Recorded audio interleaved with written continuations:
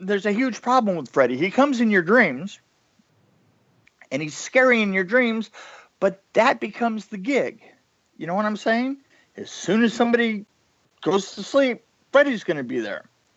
And we made him a comedian because we needed to put depth into that concept.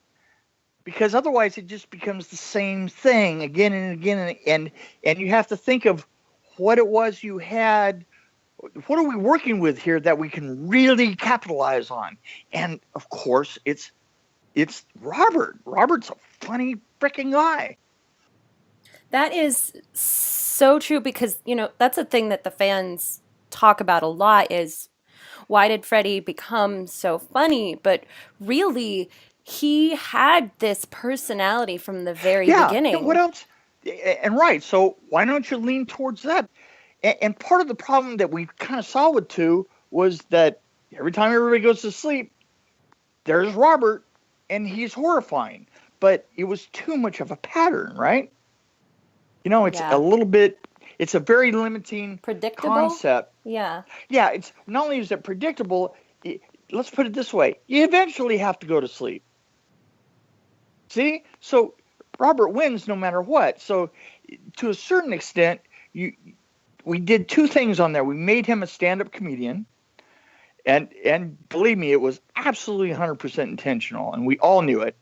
We made him a stand-up comedian, and we sort of started to limit his abilities a little bit. We had to find ways to make him more killable. Right, almost like he was trapped. He couldn't reach them as much as he could in the first and second. Yeah, right. You had to limit it. We had to find ways to limit it, and we had to make him more interesting when you saw him. See, the thing is just seeing Freddy in the first 2 is kind of enough to really scare you. But then after a while, it's all Freddy all the time, and I have a feeling that had we not made him a comedian and made him a little bit less ominous, that we wouldn't have made it into as many sequels as we did.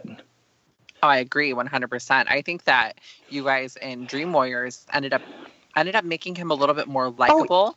Yeah, right, and we made him a character. We made him let's face it, he actually takes over the role that Vincent Price had for the 40s and the 50s. He became the character and the face of horror. He did. You are 100%. And Freddy to this day is just, it's exactly what he is. It's like replacing him with what's his face didn't really make all that many people happy, right? Well, I think you're talking about Jackie Earle. Yeah, Jackie. Jackie. Jinx. Yeah, I know everybody dumps on Jackie. Sorry about that. Sorry, Jackie.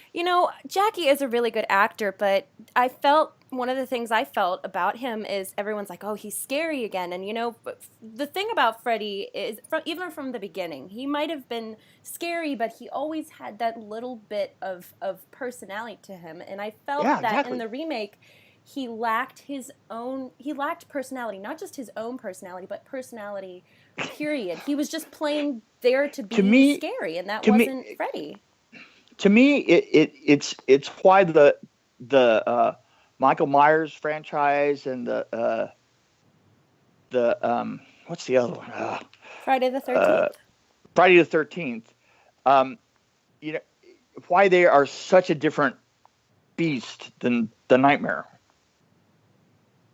We talk about this often. We talk about why the Nightmare franchise is so popular and resonates with so many people. Look at all the different people.